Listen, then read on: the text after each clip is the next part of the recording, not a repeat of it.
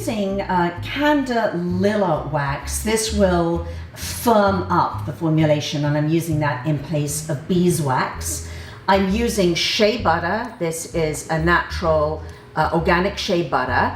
I'm using rosehip seed oil, which is the ingredient that we want for diminishing those fine lines. It's such a great anti-aging ingredient, sometimes known as rose mosqueta. I'm using calendula oil, which is deeply soothing and hydrating. I'm using a little bit of unrefined virgin coconut oil. And then aside from that, what I have in front of me is I have some little pots, very inexpensive little pots, links for obviously everything here underneath the video.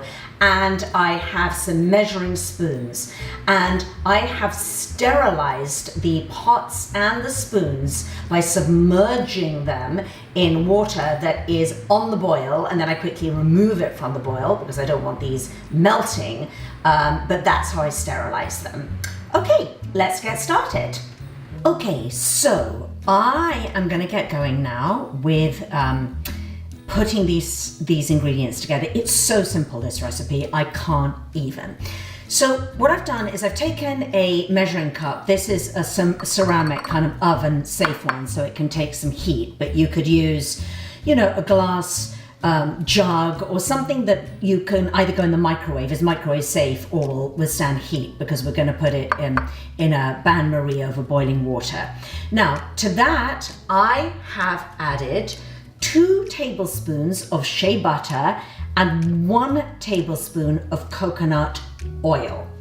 Now the next thing that I'm going to add is my candelilla wax, which will harden the formulation, otherwise it would be sort of too oily. And I am going to put in 1 and 1/2 a teaspoon.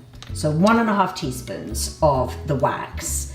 Now I'm going to pop in 1/2 a teaspoon of the rosehip seed oil, like so, and 1/2 a teaspoon of the calendula oil. Okay, that's it. And now we're going to go and heat that up. Okay, so next up I have a saucepan. You could do this in the microwave, it's a lot easier. But if you don't have a microwave, if you don't like using them, you could pop it in there. Obviously you've got to be careful that whatever you're using to melt your wax is not going to break. That's obviously super important, that it's kind of hot water safe or oven safe. So we're going to let those oils just gently melt. And I am stepping away to grab one of my little popsicle sticks, and we're going to wait for those to melt.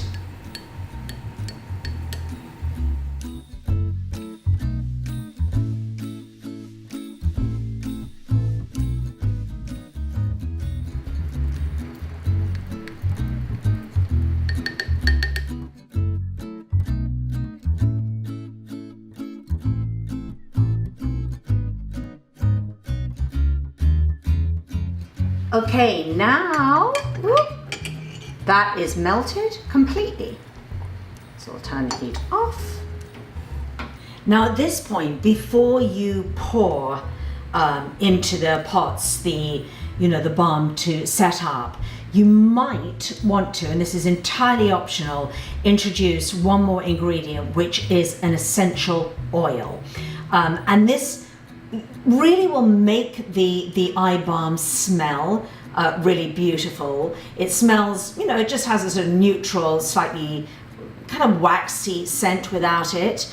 I personally love geranium. It's a beautiful, uplifting scent, and it's also anti-aging as well. So that's an optional ingredient, because not everybody wants to have essential oils in an eye product. So we've got to go easy with our essential oils, and I'm just going to put in 3 drops. That's it. And then swirl it around, and we're done. Okay, so now I have the little pots already, and you can see that even this very small amount is going to make a lot, of jars of this beautiful eye balm. I'm going to make 4. I'll probably get about 6 to 8 of this, so you can make a bunch for your friends.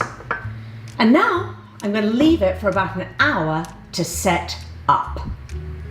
So these are now set up, and as you can see, it's quite firm.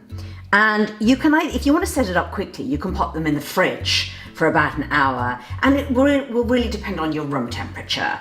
If it's really warm, I would suggest putting it in the fridge. If it's cool, in your kitchen, you could just leave them out on the counter, for 1 or 2 hours. So I just want to show you the texture here. This one here, I've just opened up and began to try. So this is really how you use it. You're just going to swirl your finger in it. This is one option. And then you'll have a little bit on your finger, and then you'll apply it, just dab it on your under eye area. The other thing that you might want to do, I have this little tiny spoon that I got from a skincare company, but you could use, a little spatula, and then just take a tiny little bit out with the spatula. And I do like using a spatula because it sort of really prevents any bacteria from getting into your formulation. And just remember, anything in a little jar or a pot, each time you pop your finger in it, you could be introducing some bacteria. And of course, there's no preservative in natural skincare.